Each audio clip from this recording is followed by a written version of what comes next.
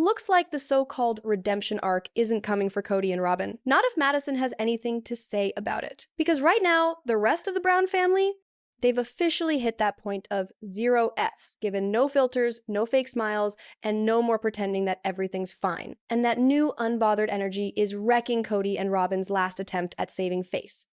Remember how Kody and Robyn were out here trying to spin this story, acting like the reason behind their massive McMansion upgrade was new beginnings and fresh starts? Yeah, Madison just blew all that up.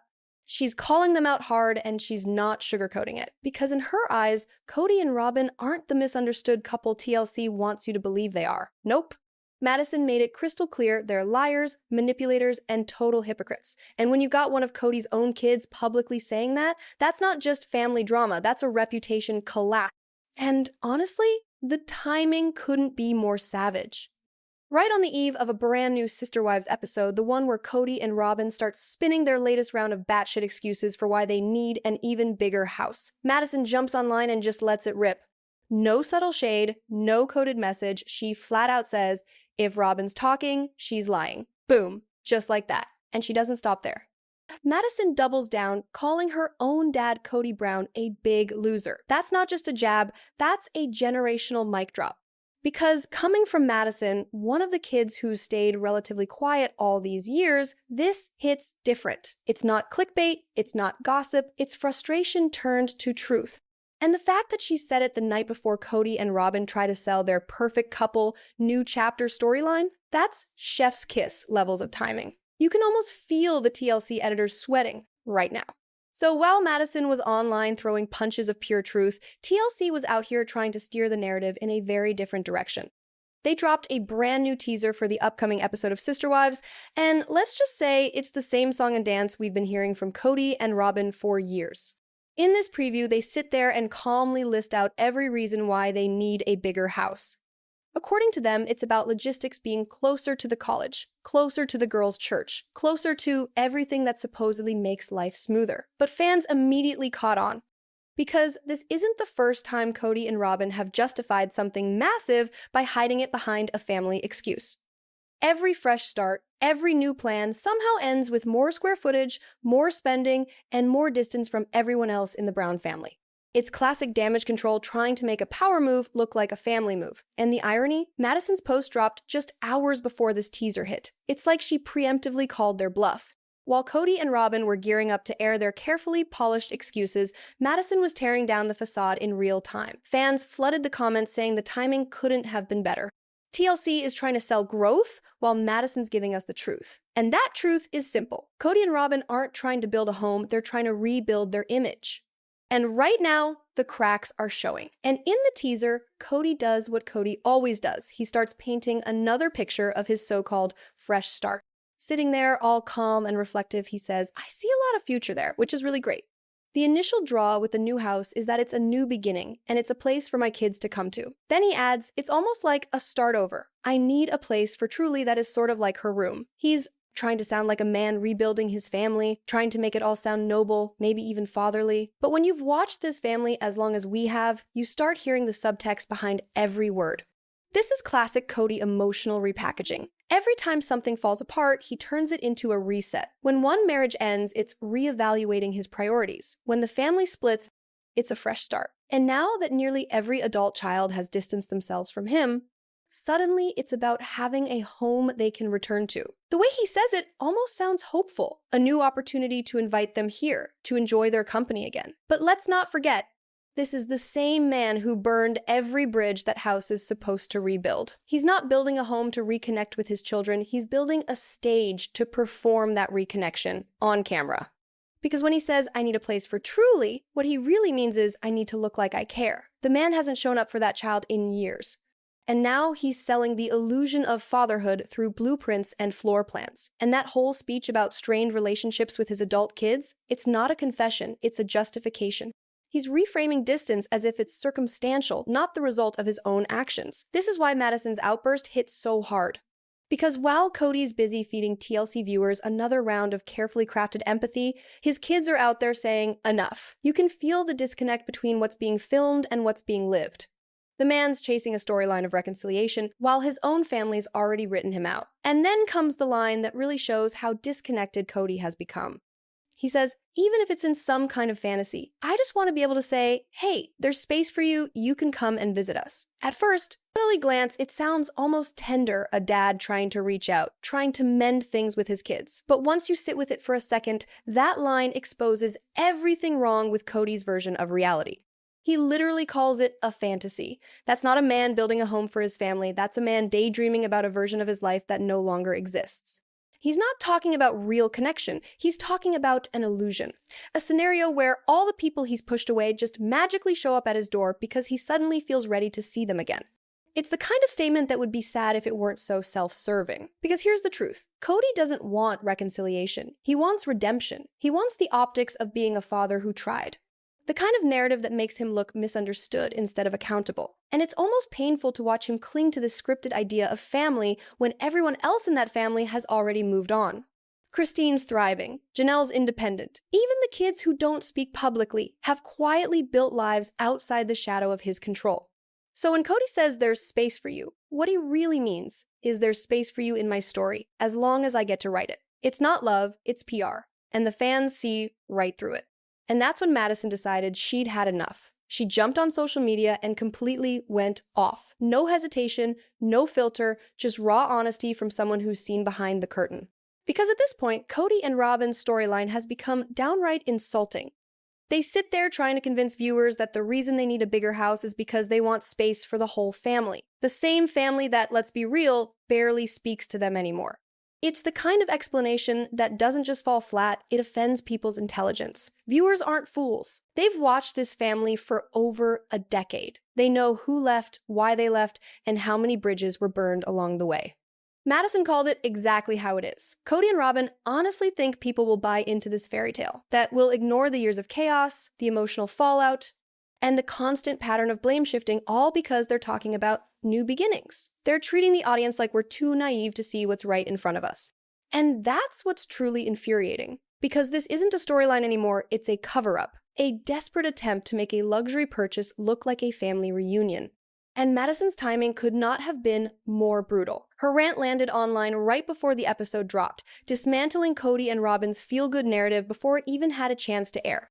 Kody and Robyn already live in the biggest, most expensive house of the entire Brown family. That Flagstaff McMansion isn't just comfortable, it's luxury on TLC's dime. Marble counters, multiple living spaces, vaulted ceilings, the whole thing screams status upgrade. And yet, here they are, looking straight into the camera, trying to convince us they need more space. For what exactly? Because if we're talking about making room for family, then where was that energy the last few years? Let's be honest, how many times have Kody's older kids been invited over to that McMansion one? Exactly. 0. None. Nada. And it's not because there wasn't enough square footage. It's because every time one of those kids even thinks about showing up, they're met with the coldest reception this side of Coyote Pass. Robyn doesn't exactly give off welcome home vibes. It's not a lack of space that's keeping Kody's children away, it's the emotional ice storm waiting behind the front door. Which brings us to the second, and honestly, most revealing part of this whole delusion, Robyn's attitude. She's no longer even pretending that she's part of one big family. Nope, she's drawing a line in the sand loud and clear. Mary, Christine, and Janelle? They're not sister wives anymore. They're Kody's exes, period. And the subtext there? They're not my problem. And here's where it really starts to unravel. Because all of those kids, the ones Kody had with Mary, Janelle, and Christine, they're his kids. Every last one of them. Yet, Robyn doesn't seem to see them that way anymore. You can feel it every time she talks about the family. It's like there's this invisible asterisk floating above her head that says, only the people under my roof count. She doesn't view those other kids as family, not emotionally, not spiritually, not in practice. So when she and Kody stand there, looking into the cameras with those sad little, we just want to bring everyone together again speeches, it's almost insulting. Because the audience knows better. We've seen the distance, the cold shoulders, the fake smiles, and I'll be honest with you, this part absolutely set me off. Because when Kody started bringing up Garrison, weaving his son's passing into his sales pitch for a fresh start and a new home, I couldn't even believe what I was hearing. That right there, that's where it crosses the line from tone-deaf to downright manipulative. Garrison never made a single memory in that house. Not one. He wasn't part of that world Kody and Robyn built behind closed doors. He was shut out of it along with the rest of his siblings who stopped playing along with the fairy tale years ago. So to see Kody suddenly pull Garrison's name out now, as part of some emotional justification for a McMansion upgrade, it's sickening. It's like he's trying to rewrite history in real time, pretending this move is about grief and healing, when really it's about guilt and optics. And before anyone comes for me for judging a grieving father, trust me, I've made peace with looking like the bad guy on this one. Because somebody has to say it out loud. Using your son's death as a prop in your redemption narrative isn't healing, it's exploitation. Kody Brown is not your average father in the throes of grief.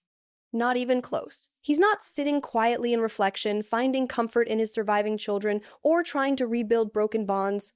No, he's doubling down on the delusion, reminding every last one of them exactly where they rank on his emotional priority list. And that, right there, is what lit the fuse for Madison Brush. Because when Kody tries to play the grieving dad card in public, while privately acting like those same kids don't exist, Madison's not letting that slide. Not this time. So here we are, Madison, popping all the way off on social media. And if you know Madison, you know she doesn't mince words. She's the oldest daughter of Kody and Janelle, the one who's been through every phase of this circus, from polygamous princess to disillusioned daughter to now, full-grown woman who's done with the Brown family BS. She's married to Caleb, who, fun fact, is the brother of Kody's brother's widow. Yeah, it's as tangled as it sounds. But what matters is this. Madison grew up watching Kody talk about family unity while living out a completely different truth. And now that she's got her own voice, her own platform, and zero patience left, she's using it to drag the hypocrisy straight into the light. Kody worshipped Caleb, let's not forget that. This was the golden son-in-law, the guy Kody bragged about, the one who supposedly got it, who understood the patriarch's vision for the family. He even officiated Maddie and Caleb's wedding. Back then, it was all smiles, family unity, and we're building something bigger than ourselves. And Maddie believed him. She even gave her second child, little Evie, Kody as a middle name, a gesture of respect, of love, of trying to keep that connection alive. So, when you see Madison break down and cry in episode 1 of Sister Wives season 20, that's not just a reality TV moment. That's years of hurt, disappointment, and manipulation bubbling to the surface. Because behind every tear is a history of being ignored, gaslit, and pushed aside by Kody and Robyn's selective version of family. By season 19, Kody had turned that hurt into hostility. He wasn't just distant, he was targeting Madison, painting her as the instigator, the so-called ringleader of the Brown family gossip mill. Every chance he got, he framed her as the problem, the troublemaker, the one turning everyone against him. But here's the thing, Madison didn't invent the divide. She just stopped pretending it wasn't there. Then came Friday, October 10th, the day Madison Brush stopped holding back. It started quietly, almost too quietly. Madison posted what looked like an innocent little quote to her Instagram stories. Underrated life skill, pausing to decide if it's worth your energy. Simple, wise, peaceful, right? Except this is Madison Brown Brush we're talking about. And when she posts something like that, it's never just a quote, it's a warning shot. Her followers caught on quickly. One person replied to the story, jokingly admitting, "I lack this skill." Madison's response? Ice cold and honest, your dad saying lies about you for the entire world to hear teaches it to you real quick. Boom, no names, no tags, just facts. And everyone knew exactly who she was talking about. Then, in classic Madison fashion, she didn't just let that moment fade away. She screenshotted the exchange, posted it to her own story, and added a simple, cutting caption. I guess I'm in this kind of mood today. And, honestly, Madison, girl, we are so glad you are. Because this wasn't petty. This wasn't impulsive. This was years of silent loyalty turning into loud truth. A grown woman finally said, enough. And just when everyone thought Madison might cool off, she did the opposite. A little while later, Madison reposted a reel with the caption, "When you push the introvert too far, and now they're calling everyone out." If that doesn't scream Brown family energy check, I don't know what does. But Madison wasn't done. She added her own commentary over it, saying, "Messages telling me to pop off after my last story." And then with that mischievous, maybe she let everyone know she was this close to unloading years of unspoken frustration. You could practically feel her followers leaning in, phones in hand, like, "Do it, Maddie, just do it." Then came the invitation, the Instagram Q&A box. Oh, and when Madison opens the floor to questions, the tea always spills. Someone asked her point blank, "Have you given professional therapy a go to help process issues with Kody? Love you." And Madison didn't dodge it. She didn't get defensive. She simply said, "Yes. I see a professional therapist on and off." It was honest, grounded, and raw, the kind of response that tells you she's not just talking to fans, she's talking to survivors of the same kind of emotional chaos. Madison went on to explain a bit more, and this part really showed her maturity. She said, "I have a busy schedule, and she is rather good, so she stays rather busy. I have benefited a lot from this." That right there? That's a woman doing the work. No excuses, no filters, just quietly rebuilding herself after years of emotional exhaustion. Then she added something that probably hit home for a lot of fans. "I think anyone who comes from complex family dynamics could benefit from it." And honestly, she's not wrong. The Brown family might be extreme, but dysfunction doesn't need a TV show. It's everywhere. Madison's message cut through the noise. Healing takes effort, and therapy isn't shameful, it's survival. Then, in true Madison fashion, she wrapped it up with a mic drop moment of humor and truth. I'll actually go one step further and just say all people would benefit from therapy. I mean, imagine the kind of world we could have if we were all properly medicated and we were all seeing mental health professionals regularly. Dare to dream. That's the thing about Madison, she's not just spilling tea. She's turning pain into perspective. She's reminding us that growth is the best revenge. Then came the question, the one everyone was quietly waiting for. A follower asked Madison, "Are you open to reconciling with your dad? No judgment if you're not." And Madison's answer, it stopped people from getting cold. She said, "I'm not sure. I think I would need more than he could give. I'm not sure I want to welcome the storm that is Kody and Robyn into my life." That right there, that's not bitterness. That's clarity. That's a daughter who's done begging for crumbs of affection from a man who only shows up when the cameras are rolling. You could feel the weight behind every word. Madison wasn't just shutting a door. She was acknowledging the damage. Because the storm she's talking about isn't just drama. It's the chaos that comes with Kody and Robyn's selective loyalty, the guilt trips, the gaslighting, the never-ending narrative that somehow makes everyone else the villain. And what's heartbreaking is the honesty in her tone. She doesn't even sound angry. She sounds tired. Like someone who's finally accepted that peace might mean walking away for good. From day to day, Madison says life in the Brush household is quiet, peaceful, normal. And honestly, that's the goal.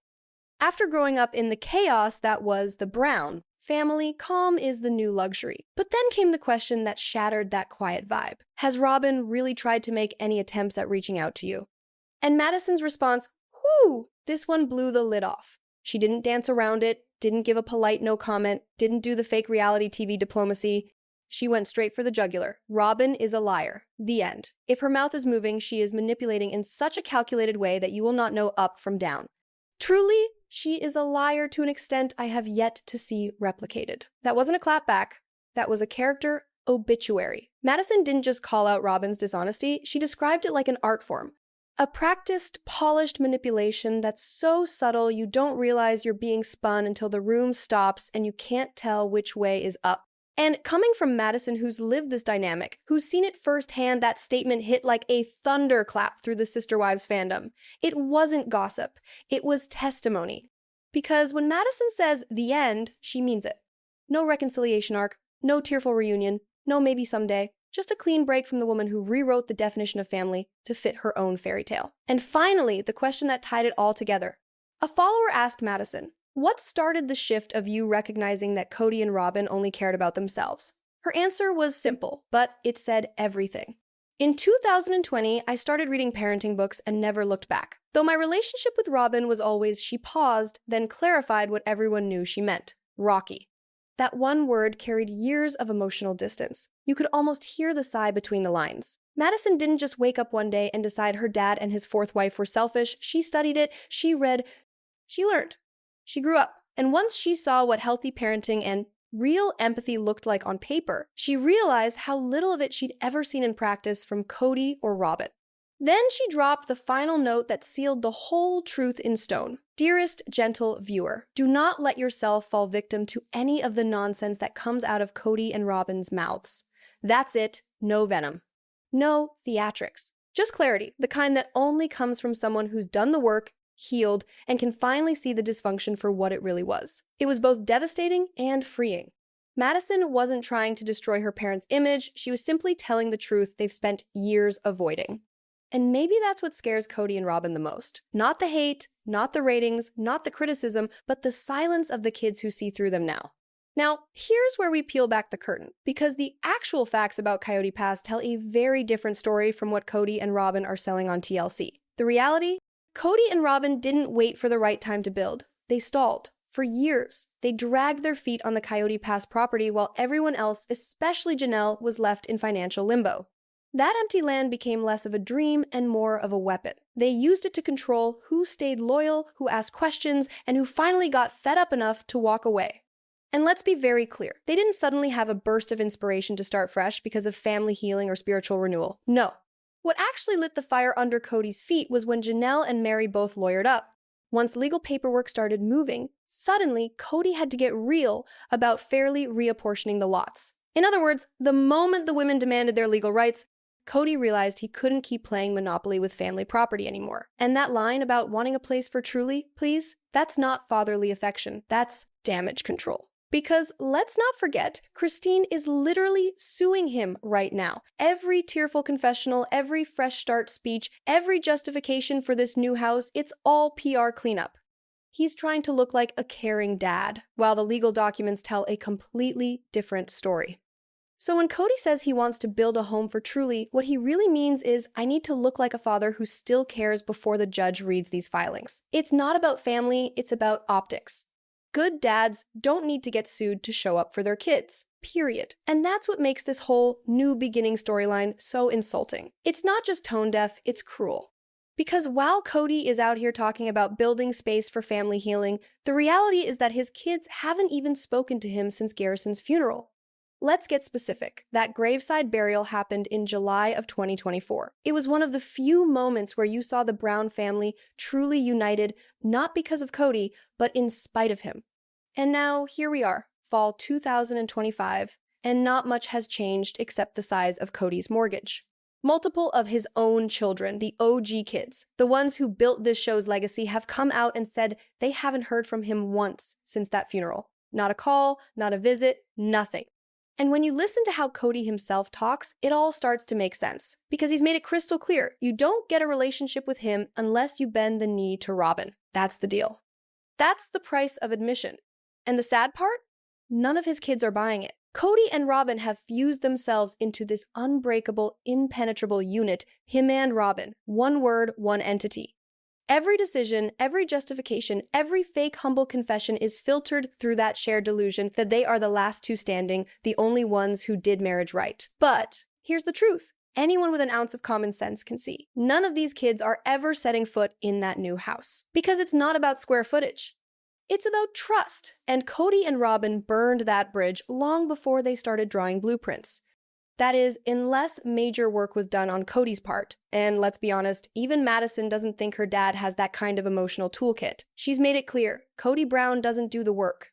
He talks about the work, he cries about work, but he's never actually done the work. And Robyn? Oh, Robyn has no interest in rebuilding bridges she spent a decade gleefully burning. She's made it perfectly clear that she doesn't claim this family anymore. So really, why on earth would she even want them in her home? Let's not pretend Robyn is naive. She knows exactly what she's doing. She is manipulative in a way that's both delicate and devastating, a masterclass in quiet control. Every time Kody starts to feel a flicker of guilt or nostalgia for his kids, Robyn moves the goalpost. One minute she'll say, they just need to apologize. The next, it's, they're still being mean to me. Then it's, they're not safe to be around. And just like that, she's reset the bar again. Kody will never reach it, because that's the point. The standard is designed to be unreachable. It keeps Robyn in power, keeps Kody dependent, and keeps every other Brown on the outside looking in. It's not about family, it's about control disguised as victimhood. Simply put, none of Kody's ex-wives or ex-kids are welcome in that new house. Everyone knows it. But for some reason, Kody and Robyn act like we don't. It's almost insulting, like they genuinely believe the audience has the memory span of a goldfish. They think they can sit there, look into the camera, and rewrite history in real time. They think they can hide behind grief, use Garrison's passing as a moral smokescreen, and sell this fresh start storyline as something pure and emotional, when in reality, it's a luxury upgrade disguised as healing. And by claiming on camera that Kody is open to conversations with his kids, they think that's enough. No apology, no accountability, just a line for the editors to splice in and soften his image. But here's the truth. Kody's kids could absolutely destroy him in the court of public opinion.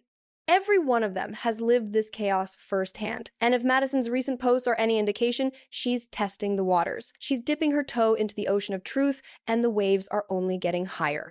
And to that I say, keep the shade coming, Madison. We are so here for it. Because over here on Soul Sister Wives, we don't just watch the drama, we decode it. We see through the spin, the fake storylines, and the crocodile tears. So tell me in the comments, do you buy this fresh start story? Or do you think Kody and Robyn are just dressing up dysfunctional in designer clothes? Make sure to hit that like button, subscribe if you haven't already, and tap the bell icon so you never miss the truth when it drops. You're watching Soul Sister Wives, where we keep it real, we keep it raw, and we keep it sister wives. I'll see you in the next one, Soul Fam. Stay kind, stay curious, and stay all the way tuned in.